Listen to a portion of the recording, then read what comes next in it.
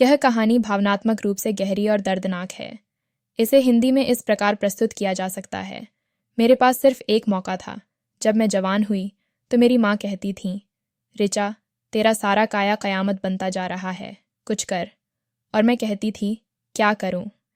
यूं तो दुनिया की सारी माएँ अपनी बेटियों को खूबसूरत बनाना चाहती हैं, लेकिन मेरी माँ मुझे बदसूरत बनाने के तरीके आजमाती रहती थीं। मुझे जानबूझकर ढीले कपड़े पहनाती ताकि मैं मोटी लड़की नजर आऊं। मेरे बाल ऐसे बनाती कि एक पल को भी झुकाना मुश्किल हो जाए। यहाँ तक कि कभी कभी मेरे मुंह पर लकड़ी की कालिख भी मल देती थीं, और कहीं आने जाने का तो सवाल ही पैदा नहीं होता था। मुझे उस वक्त उनकी इन हरकतों पर बहुत गुस्सा आता था, पर बाद में पता चला कि वो ठीक कर रही थीं। अगर इसके साथ ही उस वक्त मेरी जिंदगी को भी ख़त्म कर देती तो शायद ये उनका मुंह पर सबसे बड़ा एहसान होता, क्योंकि मेरी सुंदरता ने मुझे कहीं का नहीं छोड़ा। यह मेरी कहानी है, जिसे सुनकर शायद आप मुझसे और नफरत करने पर मजबूर हो जाएं। मैं रात को अपनी कोठरी में चुपचाप सो रही थी जब मुझे एक औरत जगाने आई और कहने लगी, चल मेरे साथ। मैंने उसकी शक्ल देखी और मुझे बहुत गुस्सा आया, पर मैंने खुद पर काबू किया और प्यार से कहा, मैं जेल में हूँ और मुझसे काम करवाने का आपको हक है, लेकिन आधी रात को आप मुझे क्यों जगाने आई हैं? उसने कहा कि अभी तो सबसे ज़रूरी काम है। वो मुझे अपने साथ एक जगह ले गई जहाँ मुझे साफ सुथरा लिबास पहनाया गया, खुशबू लगाई गई, और फिर उसने मुझे एक जेल के अंदर धक्का दे दिया। सामने का मंजर देखकर मैं हैरान रह गई। इंसान को सज़ा मिली हो, वो तो उसके अपने की ही मिलती है, लेकिन ये तो सज़ा के ऊपर सज़ा थी। मैं बाहर निकलना चाहती थी, लेकिन यहाँ से कोई रास्ता बाहर नहीं जाता था। सुबह मेरी आंख खुली तो मैं अपनी कोठरी में थी और मेरी साथी मेरे पास बैठी मेरे पांव दबा रही थी। मैंने कहा कि क्या हुआ है मुझे कुछ समझ नहीं आ रहा था। महसूस नहीं कर पा रही थी कि मेरे जिस्म के कौन से हिस्सों पर जख्म लगा है। उसने कहा कि तुम्हें जो हुआ है वो तुम्हें धीरे धीरे समझ आ जाएगा और उसकी आदत भी हो जाएगी। परेशान नहीं होना, हम सब हैं तुम्हारे साथ। तब तक तुम ये चीज़ अपने पास रखो। उसने मेरी हथेली पर फिटकरी का एक टुकड़ा रख दिया, और फिर उस फिटकरी के एक टुकड़े से मैंने अपनी तकदीर कैसे बदली, ये जानकर आप सब लोग हैरान रह जाएंगे। मैंने अमर नामक व्यक्ति से मोहब्बत की थी। वो एक बहुत अमीर आदमी था। उसके 4 भाई थे, 3 बहनें थीं और करोड़ों की जायदाद थी। हम दोनों को एक दूसरे से मोहब्बत हो गई। मुझे उसकी मोहब्बत से ज़्यादा और कुछ नहीं चाहिए था। मुझे अमीर होने का कोई शौक नहीं था। मेरा नाम माया है। मैं बहुत खूबसूरत थी। मैंने उससे कहा कि हम किसी जगह पर छोटा सा घर बनाकर रह लेंगे, बस जहां हम दोनों हों। उसने कहा कि तुमने करोड़पति शख्स से शादी की है और अब तुम छोटा सा घर बनाना चाहती हो। क्या हो गया है तुम्हें? मैं तुम्हें इस दुनिया की सारी खुशियां देना चाहता हूँ। हमारी शादी हो गई। मैं उसके घर में चली गई, और फिर जब उसने अपनी सारी जायदाद मेरे नाम करने का अनोखा फैसला किया तो उसके घर वाले भी इस फैसले के हक में थे। मैं हैरान थी कि वो इतने खुश क्यों हैं, पर मुझे क्या पता था कि उनके दिल में कुछ और ही चल रहा है। उन्होंने अमर को इस दुनिया से रवाना कर दिया और इल्ज़ाम मेरे सिर पर लगा दिया कि ये सारी जायदाद की मालिक बन गई है, इसीलिए इसने अपने पति को रास्ते से हटा दिया है। खुद वो ऐसे रो रहे थे जैसे उनका सबसे बड़ा नुकसान हुआ है, पर नुकसान मेरा हुआ था। मैं अपनी बेगुनाही साबित ना कर पाई और मुझे जेल में भेज दिया गया, यानी कि सबसे बड़ी जेल में। पहले मेरे ट्रायल हुए। मेरे पास बोलने के लिए कुछ भी नहीं था। मैं क्या बोलती? मैं अपने हक में कुछ ना बोली, क्योंकि जो मेरा था वो तो ख़त्म हो चुका था। यहाँ पर आ गई और सोचा कि बाकी की ज़िंदगी इसी काल कोठरी में पड़े पड़े गुजार दूंगी। अब मेरे पास ना ही ज़िंदगी का कोई मकसद है और ना ही मेरा कोई इस दुनिया में है, क्योंकि मेरे माँ बाप तो पहले ही नहीं थे। बस एक अमर था जिसे मैंने अपना सब कुछ समझ लिया था।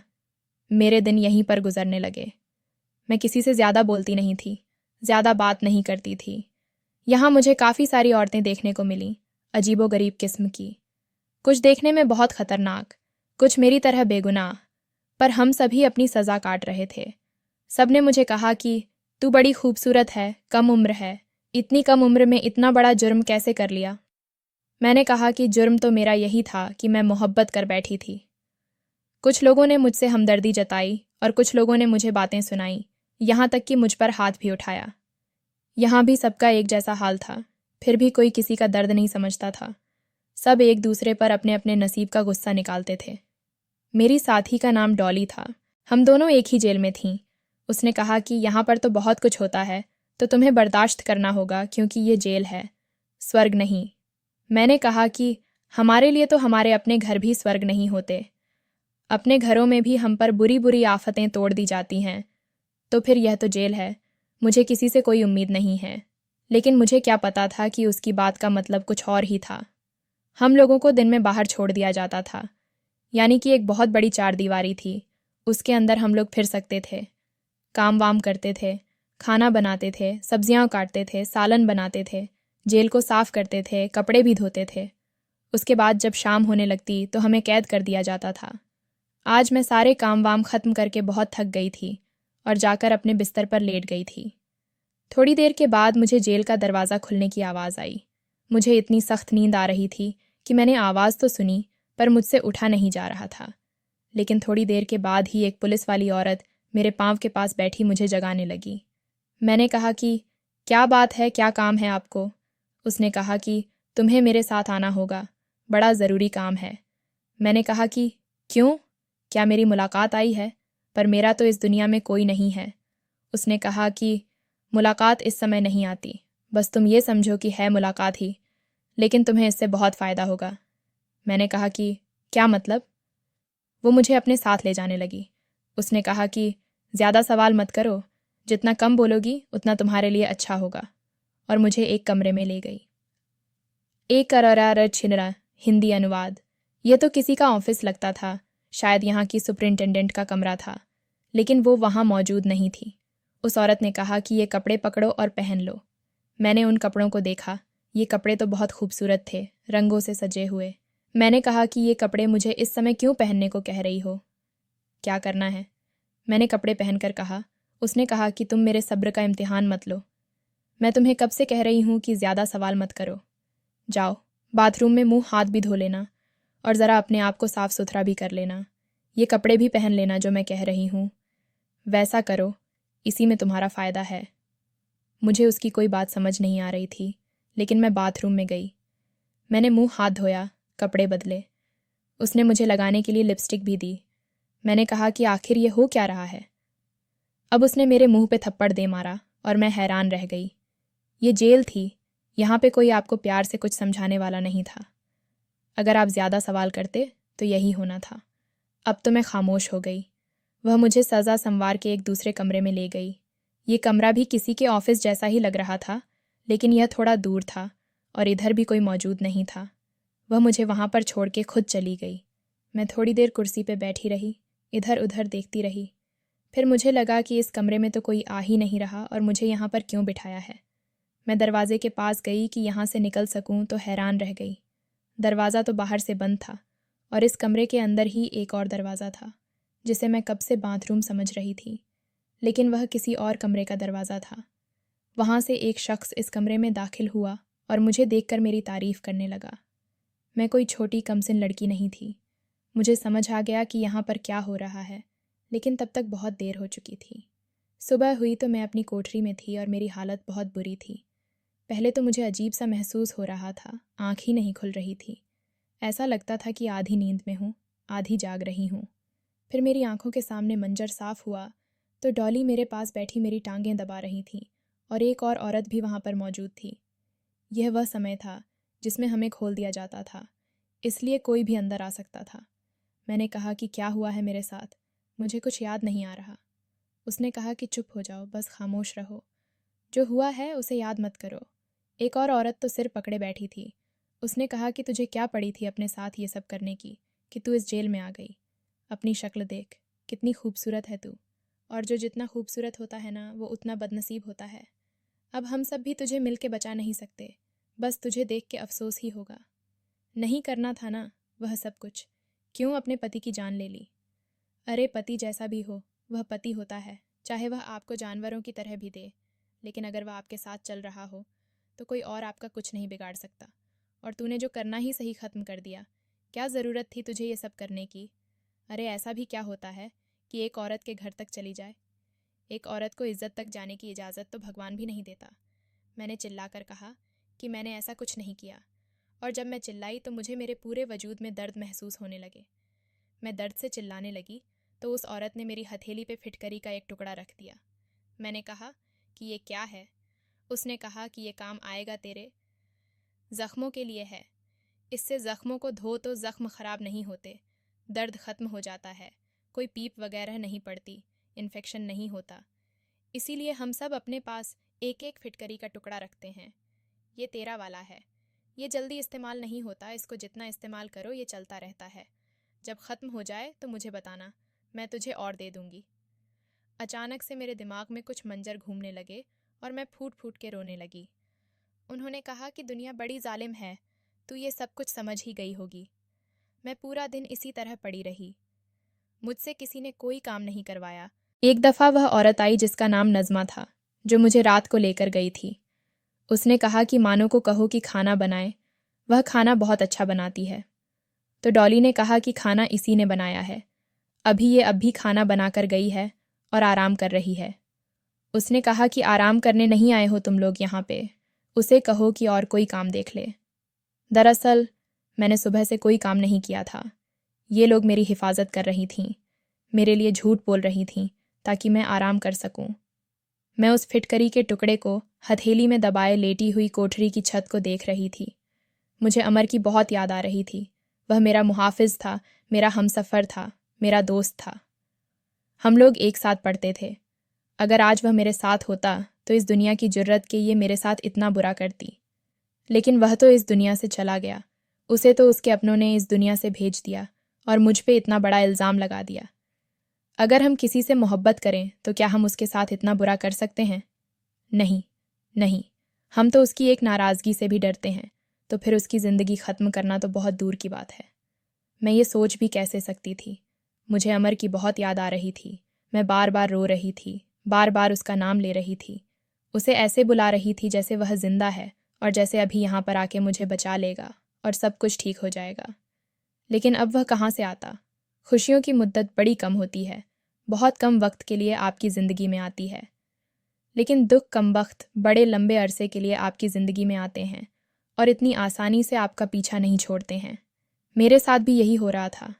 मुझे लगा था कि मेरी किस्मत सिर्फ एक ही दफ़ा बुरी होगी, लेकिन जैसा उस औरत ने कहा, मैं खूबसूरत थी, इसलिए मेरी किस्मत बार बार बुरी हो रही थी और मैं कुछ भी नहीं कर पा रही थी। 2 अरबारठी हिंदी अनुवाद अगर आवाज़ उठाती तो आवाज़ को दबा दिया जाता था। डॉली ने मुझे बताया, तुझसे पहले यहाँ एक और लड़की भी थी जो तेरी तरह बहुत ज़्यादा खूबसूरत थी और उसके साथ भी वही हो रहा था जो तेरे साथ हो रहा है। मैंने पूछा कि फिर वह कहाँ गई? क्या उसे आज़ादी मिल गई? डॉली ने कहा, यहाँ से किसी को आज़ादी नहीं मिलती, उसे भी आज़ादी नहीं मिली। एक दिन वह बहुत बुरी तरह परेशान हो गई और उस बड़ी वाली बिल्डिंग है ना सामने, उसके ऊपर चढ़कर उसने नीचे छलांग मार दी, यानी कि उसने आत्महत्या कर ली और वह आज़ाद हो गई। उसकी तकलीफ़ ख़त्म हो गई। मैंने कहा, डॉली तुझे क्या लगता है कि जब तक इंसान मरता नहीं है उसकी तकलीफ़ ख़त्म नहीं होती? वह कहने लगी, हाँ मुझे तो यही लगता है। मैं उसकी तरफ हैरान होकर देख रही थी और कुछ सोच रही थी। फिर मुझे वह आदमी याद आया जिसकी वजह से ये सब हो रहा था। वह इस पूरी जेल का हेड था, एक लंबे कद का आदमी था। शक्ल से ही ऐसा लगता था कि ना जाने कितने लोगों की बद्दुआएं ले चुका है। मैंने डॉली से पूछा कि ये सब कब से चल रहा है? उसने कहा, बहुत अरसे से। यहाँ पर जो भी खूबसूरत लड़की आती है उसके साथ ही सब कुछ होता है। ये शख्स इस जेल का फिरौन बना हुआ है। इसके 2 ही शौक़ हैं, एक का तो तुम्हें पता है और दूसरा इससे खाने का बहुत शौक़ है। और तुम इतना अच्छा खाना बनाती हो, इसीलिए तुम्हें खाने के काम में भी डाला है। तुम एक काम करो, तुम खाना अच्छा नहीं बनाया करो ताकि तुमसे ये काम तो न करवाएं। तुम्हारे हाथ का बनाया हुआ खाना इसको बहुत पसंद है, इसीलिए तो तुमसे ही काम करवाते हैं। मैं खामोश हो गई। उसने कहा, मुझे तुम्हारी समझ नहीं आती। तुम दुख में हो, परेशानी में हो, कुछ सोच रही हो, तुम्हारे चेहरे से कुछ पता नहीं चलता। ऐसा लगता है तुम्हारे अंदर कोई जज्बात ही नहीं है। मैंने कहा, अब मेरे अंदर वाकई कोई जज्बात नहीं है, सिवाय एक जज्बे के जिसकी तकमील मैं ज़रूर करूँगी। डॉली ने कहा, क्या मतलब? मुझे तुम्हारी समझ नहीं आ रही। मैंने कहा, बताऊँगी तुम्हें। और मुझे खाना बनाने में कोई मसला नहीं है। खाना बनाने से मेरा थोड़ा दिन गुजर जाता है, वरना दिमाग में उल्टी सीधी सोचें आती रहती हैं। उसने कहा, हाँ ये तो है, इंसान काम में लग के अपने दुख के बारे में भूल जाता है। मैंने डॉली से पूछा कि वो यहाँ पर क्यों आई। उसने कहा, मैंने अपने देवर को इस दुनिया से रुखसत करवा दिया था क्योंकि उसने मेरे साथ बुरा किया था। मैं तो गुनाह करके आई हूँ, इसीलिए सज़ा काट रही हूँ, लेकिन तू तो बेकसूर है और ऐसा कोई नहीं है जो दोबारा से तेरा केस रीओपन करवाए और तुझे यहाँ से निकाले। मैंने कहा, पता नहीं, मुझे नहीं पता। हमारी जेल में कुछ पत्रकार औरतें भी आई थीं। ये वो लड़कियां थीं जो पत्रकारिता पढ़ रही थीं और उनको सर्वे वगैरह करने थे। उनमें से एक लड़की का नाम राधा था। उसने जब मुझे देखा तो वो मेरे पास आ गई। मुझे कहने लगी कि मुझे आपकी कहानी सुननी है। मैंने उसे कहा, मैं तुम्हें अपनी कहानी तो सुना दूं, लेकिन अभी मेरी कहानी अधूरी है। जब मैं अपनी कहानी पूरी कर लूँगी तब मेरी कहानी ज़रूर सुनना और लोगों को भी बताना। उसने कहा, क्या मतलब? मैंने कहा, तुम दोबारा आओगी? उसने कहा, हाँ, शायद हमारा दोबारा चक्कर लगे। मैंने कहा, तब तक मैं अपनी कहानी को पूरा कर लूँगी, फिर तुम्हें सुना दूँगी। वह बड़ी हैरान हुई और वहाँ से चली गई। मैं इस जुल्म को रोकना चाहती थी जो मेरे साथ हो रहा था और मुझसे पहले बहुत सी औरतों के साथ हो चुका था। मैं इस सब को ख़त्म करना चाहती थी, लेकिन मैं कैसे ख़त्म करती? हम लोग जब काम करते थे तो हमें सब्ज़ी काटने के लिए कुछ औजार वगैरह दिए जाते थे, लेकिन उसके बाद वो हमसे ले लिए जाते थे। हम पर गहरी नज़र रखी जाती थी। मुझे डॉली ने एक औरत के बारे में बताया था जिसने बगावत करने की कोशिश की थी। उसके साथ बहुत बुरा हुआ था। अभी भी सब उसको याद करते हैं। तुम जो इस तरह खामोश बैठी रहती हो, कभी कभी मुझे लगता है कि तुम्हारे दिमाग में भी इस तरह की बातें आती हैं, पर ऐसा कुछ भी करने के बारे में सोचना नहीं। हम लोग बहुत बेबस हैं, मजबूर हैं। मैंने कहा, हाँ, मेरे पास भी हैं, मजबूर भी। मेरा यहाँ से निकलने का कोई इरादा नहीं है, क्योंकि यहाँ से बाहर मेरी राह देखने वाला कोई भी नहीं है। ऐसा कोई ना होगा जिसके लिए मैं यहाँ से निकलने की ख्वाहिश करूँ। मेरा बाप तो इस दुनिया से तभी चले गए थे जब मैं बहुत छोटी थी। मुझे माँ ने पाला था। वो भी मेरे जवान होने के बाद इस दुनिया में नहीं रहीं। मुझे मेरी एक मौसी ने पाला और मेरी शादी करवा के वो बाहर के मुल्क चली गईं। अब उनको तो पता भी नहीं है कि यहाँ क्या से क्या हो गया है। अपने पति को पा लिया था तो सोचा था कि बस मुझे मेरा मुहाफिज मिल गया है। अब यही मेरी जिम्मेदारी उठाएगा और यही मेरे सारे ख्वाब पूरे करेगा। इसी के साथ मैं खुश रहूँगी और अपना ख़ानदान भी बनाऊँगी। अकेली नहीं रहूँगी। मुझे दौलत नहीं चाहिए थी। उसकी छोटे से घर में रहना चाहती थी, लेकिन किस्मत ने क्या से क्या कर दिया। नज़मा नाम की औरत ने सब पर अपना डर बिठाया हुआ था। वो बात बात पे मुंह पे थप्पड़ दे मारती थी। ज़्यादा गुस्सा करती तो डंडे भी चलाने शुरू कर देती थी। एक दिन मेरे पास आई और मुझे कुछ पैसे दिए। मैंने कहा, ये क्या है? उसने कहा, इनाम है तुम्हारा, इसलिए कि तुम खाना बहुत अच्छा बनाती हो और बात भी मानती हो। मैंने कहा, लेकिन मैं इन पैसों का क्या करूँगी? उसने कहा, अपने पास रखो, जब यहाँ से निकलोगी तब तुम्हारे काम आएंगे। 3 अरोवर शेर, हिंदी अनुवाद, हिंदी लिपि में। कुछ नहीं तो दांतों की नई बत्तीसी खरीद लेना। इस बात पर वो फूट फूट कर हंसने लगी, क्योंकि मुझे उम्र कैद की सज़ा हुई थी और जब तक मैं यहाँ से निकलती शायद मेरे मुंह में दांत भी न होते, यानी कि मैं बूढ़ी हो चुकी होती। मैंने इन पैसों को अपने पास रख लिया। मैंने कहा, ठीक है, शुक्रिया आपका। वो हंसते हंसते वहाँ से चली गई। उसने कहा, तेरी मुझे एक बात बड़ी अच्छी लगती है कि तू हर बात पे सिर हिला देती है। न कोई सवाल करती है, न गुस्सा करती है, चुपचाप सबकी बात मान लेती है। लगता है तुझे भी यहाँ पे काफ़ी अच्छा लग रहा है। मैंने इस बात का भी कोई जवाब नहीं दिया। तो उसने कहा, देखा, तू अभी भी नहीं बोली। बस इसी तरह रह तो फ़ायदे में रहेगी, और किसी चीज़ की ज़रूरत हो तो मुझे बता दिया कर। कुछ खाने का दिल करे या कोई चीज़ चाहिए हो, इतना तो मैं तेरे लिए कर सकती हूँ। मैंने कहा, नहीं, कुछ नहीं चाहिए मुझे। उसने कहा, ठीक है। मैंने इन पैसों को देखा और मेरे दिमाग में एक ख्याल आया। मैंने सोच लिया कि मुझे क्या करना है। सुबह सुबह जब सब्ज़ी काटने की ड्यूटी होती थी तो सब्जियां उठाकर एक बुज़ुर्ग आदमी लाया करता था। शायद वो मंडी से सब्जियां लाता था और उनको किचन में रख देता था। मैंने उसे वो पैसे दिए और उससे एक चीज़ मंगवाई। उसने कहा, हाँ बेटा, ये चीज़ तो इधर सब लोग ही मंगवाते हैं। फिटकरी चाहिए ना तुम्हें? मैंने कहा, जी, फिटकरी चाहिए, लेकिन काफ़ी सारी चाहिए। उसने कहा, फिक्र नहीं करो, ले आऊँगा तुम्हारे लिए और किसी को पता भी नहीं चलेगा। वो मेरे लिए काफ़ी सारी फिटकरी ले आया। डॉली ने देख ली। उसने कहा, ये क्या? मैंने कहा, तुमने तो कहा था कि ये बहुत काम आती है। उसने कहा, हाँ, है तो ऐसा ही। अब मैं रोज़ उस जेलर के लिए खाना बनाती थी, बहुत अच्छा खाना। उसके लिए अलग से खाना बनता था, उसमें देसी घी, देसी मुर्गा और अच्छी अच्छी चीज़ें डाली जाती थीं। उसके खाने के अंदर बिल्कुल भी शोरबा नहीं होता था। वो कहता था कि मुझे भुने हुए गोश्त और खाने बना के दिए जाए। अब तो मेरे हाथ के खाने के अलावा उसे कोई खाना जचता ही नहीं था। एक दिन रात हुई और मैं चाँद की तरफ देख रही थी। सोच रही थी कि जो चाल मैंने चली है, अगर आज कामयाब होगी तो इसका मतलब कि आगे भी मैं ही कामयाब रहूंगी। बार बार दरवाजे की तरफ देख रही थी। डॉली ने कहा, क्या हो गया तुझे, नींद नहीं आ रही? मैंने कहा, वो अभी आती होगी ना, वही नज़मा मुझे बुलाने के लिए। डॉली ने कहा, तू क्या उसका इंतज़ार कर रही है, पागल हो गई है क्या? नहीं आती तो ना आए, तू सो जा। मैंने कहा, वो तो रोज़ आती है तो आज भी आएगी। मैं सो जाऊंगी तो फिर आके मेरी नींद खराब करेगी। इससे अच्छा है ना कि मैं जागती ही रहूं। डॉली ने कहा, मुझे तो बिल्कुल तेरी किसी बात की समझ नहीं आती। तू खुद सोच रही है कि वो तुझे लेने के लिए आएगी। अरे तू शुक्र कर।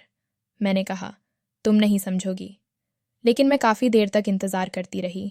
नज़मा नहीं आई। अगले दिन भी नहीं आई और उससे अगले दिन भी नहीं आई। जब मैं जेलर का खाना बना रही थी तो मैंने खाना ट्रे में डाल के उसके हवाले किया। मैंने पूछा, तुम मुझे 3-4 दिन से लेने के लिए क्यों नहीं आई? उसने कहा, जेलर साहब की तबीयत ख़राब है। मैंने कहा, क्या ज़्यादा तबीयत ख़राब है? उसने कहा, तू ऐसे पूछ रही है जैसे तेरा पति है। मैं खामोश हो गई। मैंने कहा, नहीं, मैं तो ऐसे ही पूछ रही थी कि अगर तबीयत ख़राब है तो खाने में कुछ और बना देती हूँ। उसने कहा, चाहे वो शख्स मर भी रहा हो ना, खाना उसने यही खाना है। उसे ऐसी ग़िज़ाएँ बहुत ज़्यादा पसंद हैं। दाल खिचड़ी नहीं खाएगा वो, चाहे बिस्तर मर्ग पे ही पड़ा हो। खा खा के मर जाएगा, लेकिन परहेज़ नहीं कर सकता। इसलिए तुम्हें कोई भी हल्का फुल्का खाना बनाने की ज़रूरत नहीं है। मसाले भी हल्के ना करना। मसालेदार चीज़ें बहुत ज़्यादा पसंद हैं। मैंने कहा, ठीक है, बस इसीलिए पूछ रही थी। उसने कहा, हाँ ठीक है, चलो अपना काम करो। मेरा तीर बिल्कुल निशाने पे लगा था। अब नज़मा मुझे लेने के लिए बहुत कम ही आती थी, क्योंकि हर दूसरे दिन जेलर साहब की तबीयत जो ख़राब रहती थी। एक दिन मैं बैठी मुस्कुरा रही थी। डॉली ने कहा, क्या हो गया है, किस बात पे हंस रही है? कोई पुरानी अच्छी याद आई है? मैंने कहा, यादें तो मेरे पास बहुत सारी हैं, लेकिन इन यादों पर नहीं हंस रही। इन यादों के बारे में सोचकर मुझे अब हंसी नहीं आती, किसी और बात पर ही हंस रही हूँ। वो लड़की राधा फिर से आई और मैंने उसे अपनी कहानी सुना दी। मैंने उसे कहा, इस कहानी को अभी बाहर मत निकालना, कुछ अरसे बाद बाहर निकालना। उसने कहा, ठीक है, लेकिन आपकी कहानी बहुत दिलचस्प है। मैंने कहा, अभी तो तुम्हें इसका इख्तिताम, अंत भी बताना है। दोबारा आओगी तो फिर बता दूंगी। उसने कहा, अगर आप कहें तो मैं आपके लिए किसी से बात करती हूँ। आप तो अभी जवान हैं, आपका केस फिर से ओपन करवाते हैं। हमारी यूनिवर्सिटी में कुछ लोग वकालत कर रहे हैं और उनको तजुर्बा हासिल करने के लिए कुछ केस भी सुलझाने होते हैं। मेरा एक दोस्त है, वो वकील बन रहा है और मैं पत्रकार हूँ, और हम दोनों ने ही शादी भी करनी है। समझे, मंगेतर है मेरा, बहुत अच्छा इंसान है, बहुत अमीर है, उसकी पहुँच बहुत ऊपर तक है। अगर आप कहें तो मैं आपका केस रीओपन करवा दूंगी और वो आपको यहाँ से बाहर निकाल लेगा। मैंने कहा, मैं यहाँ रहूँ या यहाँ से बाहर निकल जाऊँ, मेरे लिए ज़िंदगी में कुछ नहीं है, मेरा इस दुनिया में कोई नहीं है। लेकिन तब उस लड़की ने बड़ी अजीब सी बात की। उसने कहा, आपका इस दुनिया में कोई नहीं है, पर आप खुद तो हैं ना। मैं खामोश हो गई और उसने जाते जाते कहा कि मैं बात करूंगी कि आपका केस फिर से ओपन करवाया जाए, क्योंकि आप अभी जवान जहाँ हैं। 4. अरची हिंदी अनुवाद, हिंदी लिपि में। इसकी बातों से मुझे एक उम्मीद तो मिली थी, लेकिन मुझे नहीं लगता था कि मेरे लिए इतनी जल्दी आसानी होगी। वक्त इसी तरह गुजर रहा था, हफ्ते दर हफ्ते गुजर रहे थे। एक दिन तो नज़मा ने मुझे कहा कि आज खाना न बनाना साहब के लिए। मैंने कहा, क्यों? कहने लगी कि वो छुट्टी पर चले गए हैं, उनकी तबीयत कुछ ज़्यादा ही ख़राब हो रही थी, तो अपने घर वालों के पास चले गए हैं। 2-3 दिन तक आराम करेंगे, फिर वापस आएंगे। जब जेल में जेलर साहब नहीं होते थे तो जेल का माहौल कुछ अलग ही होता था। कोई किसी से डरता नहीं था और सब अपनी मर्जी से इधर उधर फिरते रहते थे। नज़मा से फिर भी डर होता था, लेकिन वो पूरा दिन हमारे सिर पर नहीं मंडराती थी, उसके और भी काम होते थे। जेलर साहब वापस आ गए और 1 हफ्ते तक फिर से यहाँ पे मौजूद रहे, लेकिन मुझे कोई बुलाने के लिए नहीं आया। एक दिन सुबह सुबह ही ये खबर पूरी जेल में फैल गई कि जेलर साहब बेहोश होकर गिर गए हैं और उनकी हालत बहुत ख़राब मालूम हो रही है। फ़ौरन यहाँ से डॉक्टर के पास ले जाने का इंतज़ाम किया गया, लेकिन शाम तक ये खबर आई कि वो अब इस दुनिया में नहीं रहे। उनके जिस्म के बहुत सारे निज़ाम ख़राब हो चुके थे, इसलिए वो इस दुनिया से चले गए। जिस दिन हमें पता चला कि वो इस दुनिया से चला गया है, उस दिन तो जेल में दिवाली का माहौल था। वो एक जालिम इंसान था, उसने हम सब की बहुत बद्दुआएं ली थीं, हम सब पर बहुत जुल्म किया था। इसका इस दुनिया से चले जाना हमारे लिए किसी खुशखबरी से कम नहीं था। और इसी दिन मुझे एक और खुशखबरी भी मिली कि मेरे केस को फिर से खुलवाया जा रहा है और मुद्दई ये डाला जा रहा है कि अगर मेरे पति ने सब कुछ मेरे नाम कर ही दिया था तो फिर मुझे उसे जान से मारने की क्या ज़रूरत थी। उम्मीद थी कि मेरा केस मजबूत हो जाएगा। एक दिन साइमा ने मुझसे पूछा कि तेरे सामान में तो फिटकरी ही ख़त्म हो गई है। मैंने कहा कि अब हम में से किसी को भी फिटकरी की ज़रूरत नहीं पड़ेगी, ख़ासकर मुझे तो बिल्कुल भी नहीं। उसने कहा कि लेकिन जो फिटकरी हमने तुझे दी थी वो कहाँ चली गई, इतनी जल्दी तो ख़त्म नहीं होती। मैंने कहा कि इस्तेमाल हो गई है। उसने मुझे अजीब नज़रों से देखा और कहा कि कहीं तूने तो। मैंने कहा कि हाँ, वो मैं ही थी। मैं ही उस जेलर का खाना बनाती थी और रोज़ाना उस खाने के अंदर फिटकरी को मिला देती थी। फिटकरी हमारे ज़ख्मों को ख़राब होने से बचाती है, एंटीसेप्टिक होती है, लेकिन अगर आप उसे ज़्यादा मात्रा में और रोज़ खाएं तो आपके लिए जानलेवा भी साबित हो सकती है। डॉली ने अपने मुंह पे हाथ रख लिया और उसने कहा कि तू तो बड़ी ख़तरनाक निकली। मैंने कहा कि और क्या, जुल्म सहती रही। वो खामोश हो गई। उसने कहा कि मेरे साथ ये राज हमेशा मेरे दिल में रहेगा, लेकिन अगर किसी को पता चल गया तो। मैंने कहा कि कभी किसी को पता नहीं चलेगा, पता चलना होता तो अभी तक पता चल जाता। अब मेरा केस चल रहा है, राधा मुझसे रोज़ मिलने के लिए आती है। उसे भी मैंने ये सब कुछ बताया है। वो बहुत हैरान होती है, लेकिन मेरी तारीफ़ भी करती है। कहती है कि जुल्म को ख़त्म करने के लिए किसी न किसी को तो कदम उठाना ही पड़ता है। आपने बहुत अच्छा किया। मुझे रोज़ उम्मीद दिलाती है कि शायद मैं इस जेल से निकल जाऊंगी, लेकिन अगर नहीं भी निकली तो इस बात की तसल्ली रहेगी कि मुझ पर और बहुत से लोगों पर जुल्म करने वाले को मैंने उसके अंजाम तक पहुंचा दिया। आप लोग भी बताएं कि क्या मैंने ठीक किया। दोस्तों, वीडियो कैसा लगा कमेंट करके ज़रूर बताएं। वीडियो को लाइक एंड चैनल को सब्सक्राइब ज़रूर करें।